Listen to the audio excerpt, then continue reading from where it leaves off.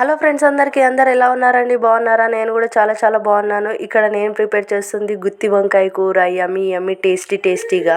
చిన్న పిల్లలతోటి కష్టాలు పడుతున్నానని ఇక మాకు తెలిసిన ఒక అక్క అయితే వచ్చి హెల్ప్ చేసేస్తుంది వంటలో. యమ్మీ గుత్తి వంకాయ కూర, ఇంకా క్యారెట్ పులావ్ అని ఎందుకన్నానంటే దాంట్లో క్యారెట్ ఎక్కువ ఉన్నాయి కాబట్టి క్యారెట్ పులావ్ అన్నాను. మా పిల్లలకి క్యారెట్ అంటే ఎక్కువ ఇష్టం, అందుకనే ఎక్కువ క్యారెట్ వేసాను. రోజు కొంచెమే తినే అన్నము ఈరోజు మా వారు అయితే ఎక్కువ తినిపోయిండు.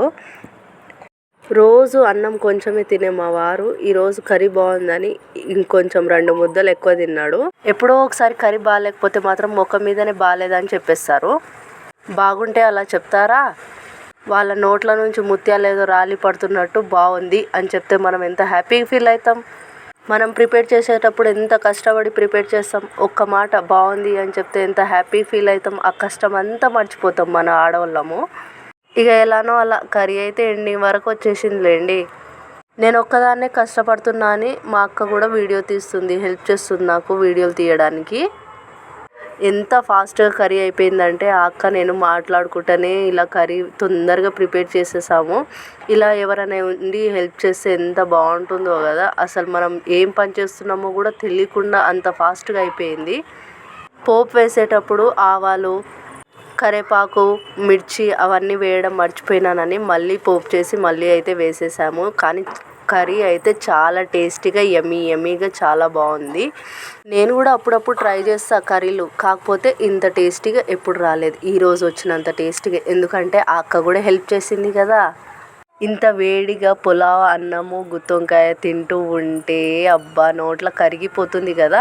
ఇక పులావ్ చేయడానికి పక్కన అయితే ఇవన్నీ రెడీ చేసుకున్నాను. కొత్తిమీర, మిర్చి, కరివేపాకు, క్యారెట్ ఎందుకు ఎక్కువ కట్ చేసుకున్నా అంటే మా పిల్లలు ఎక్కువ క్యారెట్ తింటారు అన్నంలో. ఇంత ఎక్కువ క్యారెట్ ఎందుకు వేసానంటే కళ్ళకి చాలా మంచిది. ఇంకా మా పిల్లలు కూడా కొంచెం క్యారెట్ ఎక్కువ తింటారు, అందుకనే క్యారెట్ దీంట్లో ఎక్కువ వేసుకోవడానికి మసాలాలు ఏం లేకపోయినా చాలా టేస్టీగా వచ్చింది పులావ్ కూడా. ఇక్కడ క్యారెట్ చూడండి ఎన్ని గరం వేసానో మా పిల్లలు తింటారని. కర్రీలో మనము ఉప్పు కారం ఒకసారి తక్కువ అవుతుంది, ఒకసారి ఎక్కువ అవుతుంది. మన లైఫ్ కూడా అంతే. ఒక్కొక్కసారి హ్యాపీగా ఉంటాము, ఒక్కొక్కసారి బాధపడతాము. అలా అని ఒకరికి బ్లేమ్ చేయకూడదు. దేవుడా ఎందుకు ఇచ్చినావు నా లైఫ్, ఇలాంటి లైఫ్ అని దేవుడికి తిట్టుకోకూడదు. ఉన్న దాంట్లోనే సంతోషంగా హ్యాపీగా అయితే ఉండిపోవాలి. మా తమ్ముడు అంటూ ఉంటాడు ఒక్కొక్కసారి, మనకున్నదే చిన్న లైఫ్, దాంట్లోనే ఊరికే ఏడుస్తూనే ఉంటావేంటే అని ఎప్పుడూ అంటూ ఉంటాడు. దేవుడు అనేవాడు కష్టాలు సుఖాలు అన్నీ ఇస్తాడు, తట్టుకొని ముందుకు వెళ్తేనే తర్వాత హ్యాపీనెస్ అనేది వస్తుంది అని. మా వారికి వీడియో తీయండి అని చెప్పాను, చూడండి ఎలా కథలు పడుతున్నాడో. లాస్ట్కి అయితే ఎలానో అలా తీయించుకున్నా. ఇక వెళ్ళొస్తా, బాయ్.